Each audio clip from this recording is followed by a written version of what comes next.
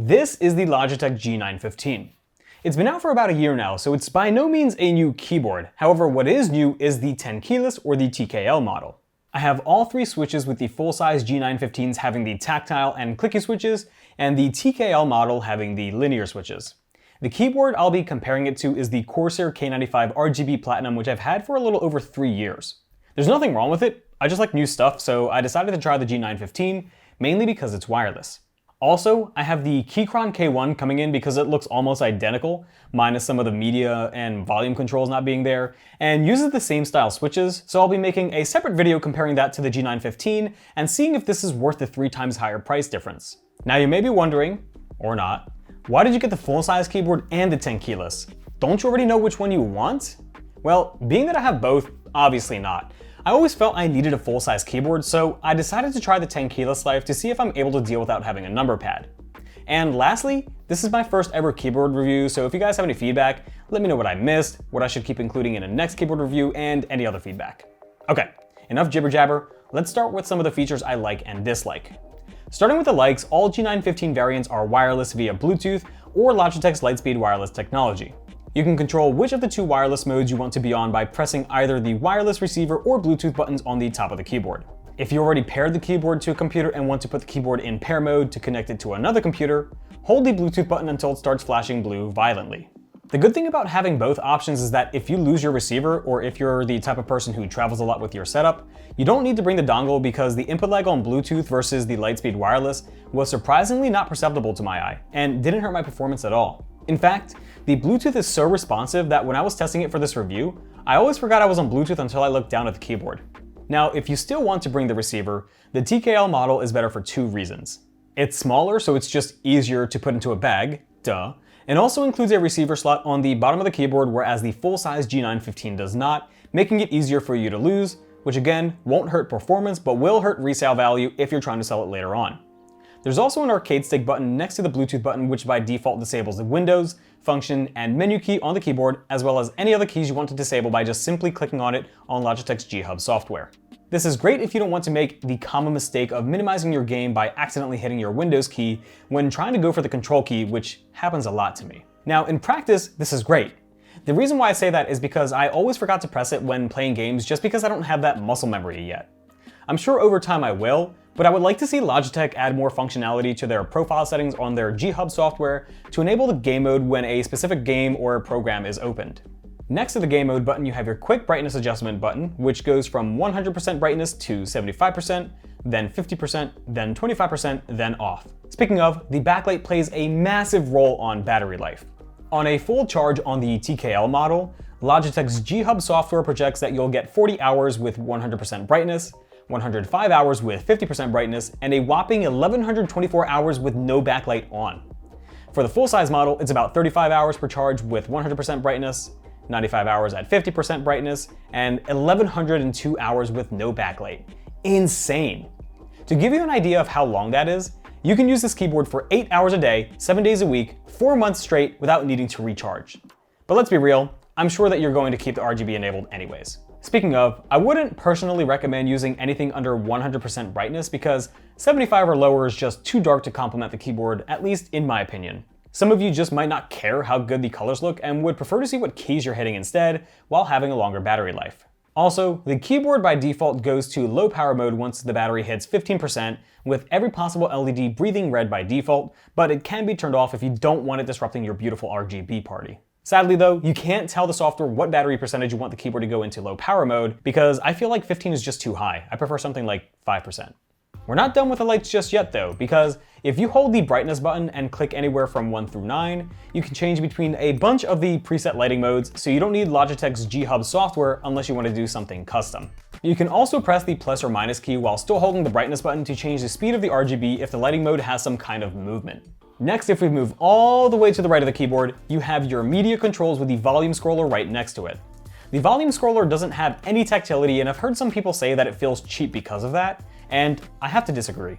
I personally like the free movement of the volume wheel, but that's probably because that's how my K95 was, so I'm just used to it, and likely because I've never felt a tactile volume scroller on any keyboard anyway.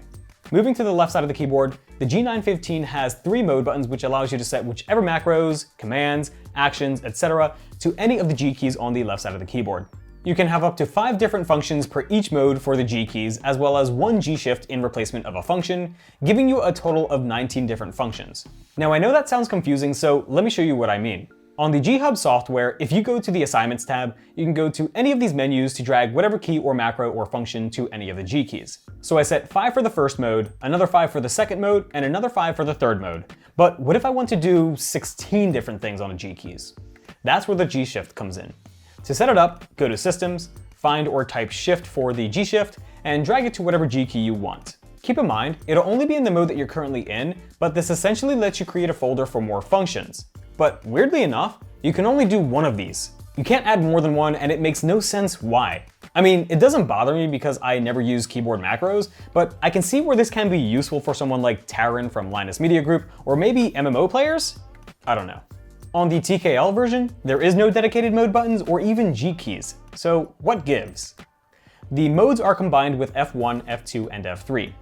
To activate those modes, you have to hold the function button while pressing F1, F2, or F3, and if you're wondering, even with the game mode enabled which disables your function key, switching modes still works.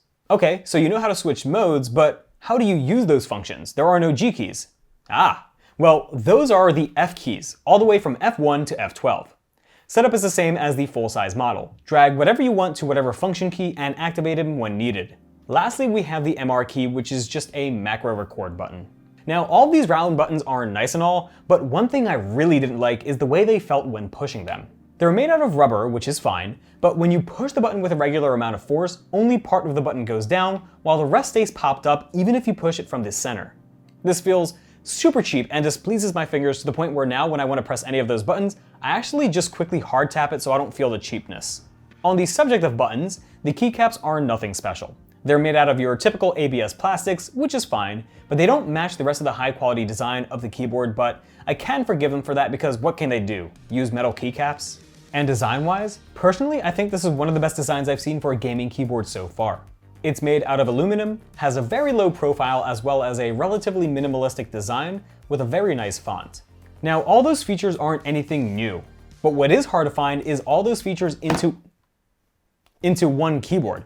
Keep in mind though that this is all subjective and you may prefer a more gamer-styled keyboard. Build, on the other hand, was a mixed bag.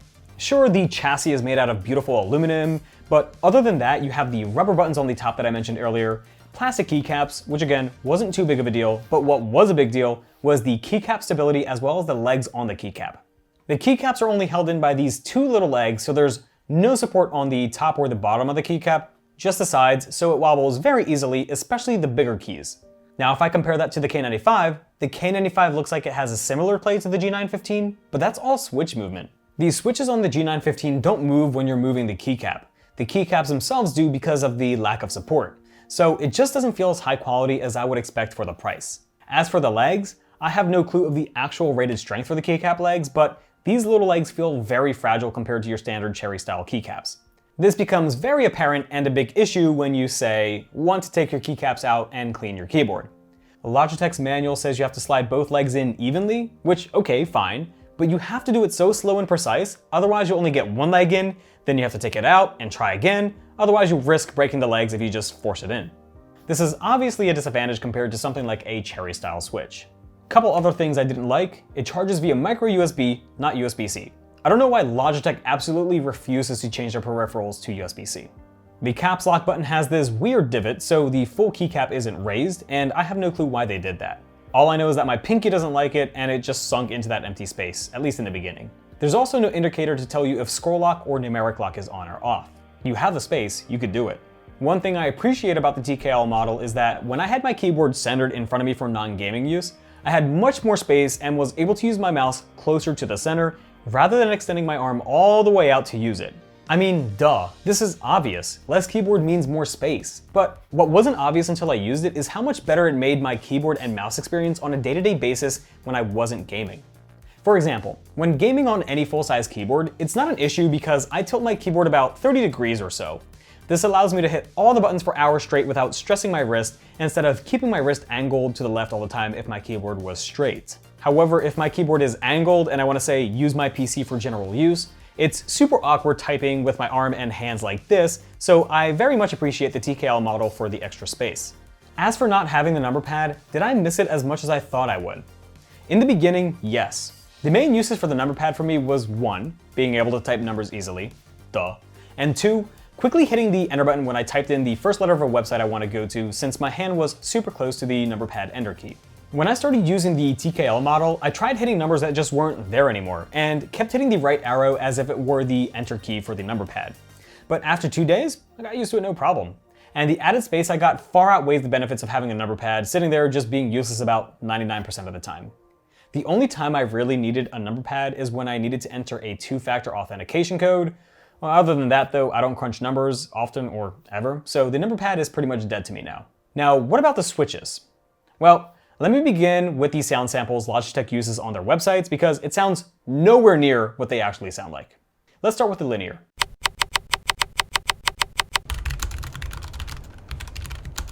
Big difference, right? What about the tactile? Same thing. And clicky?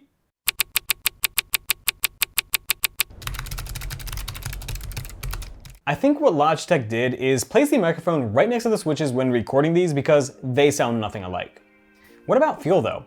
2 things about that. 1, being that this is a YouTube video and there yet isn't a technology that lets you feel what I feel, I'll do my best to explain how they feel. You should still go to your local tech store so you can get a feel for yourself. And 2, keep in mind, these are my thoughts. You may feel differently than I do. I'll start off by saying that I like all 3 of these switches. Each of these switches have their pros and their cons, and all of them are very close to being first place when compared to each other.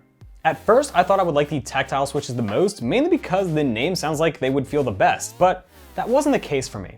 As the name suggests, it has some tactility towards the top at the actuation point, then it gets smooth the rest of the way down once you've actuated the key. Because of the tactility, I feel like it requires the most force of the 3. But if my very unscientific food scale gram test is anything to go by, all keyboards have about the same actuation force at about 55 grams, but we'll get to that. The linear switches are linear. What else would you expect? They have no resistance in terms of tactility and feel super smooth the entire way down. The sounds of the linear switches sounds the most satisfying out of all of these to me, making more of a lower tone thump compared to the tactile switches' slightly higher pitch. And because of the lack of tactility, this feels like it requires less force than the tactile switches, but again, the food scale shows that it required the same amount of force. One thing I do want to note about the linear and tactile switches though is that when I first started using them, they gave me huge rubber switch vibes. I'm talking about crappy $20 work keyboard switch vibes, which really threw me off, making me avoid them at first. Which brings me to the clicky switches, which are clicky. Are you noticing a trend here? The clicky switches gave me the best first impressions by far, taking the rubber feeling away completely, but replacing it with a clicking sound which I'm not too crazy about. Now, as I mentioned, all switches had about 55 grams of force, but because of how the brain works, when you type on the clicky switch, the clicking sound tricks your brain into thinking that it feels much lighter than the other 2, even though they all require about 55 grams of force. Back to the rubber feel though, after I forced myself to use the tactile and linear switches, over time I felt that that's not a bad feel.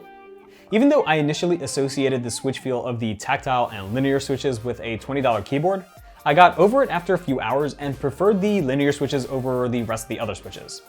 But what if I had to choose between the linear GL switches and the Cherry MX Browns?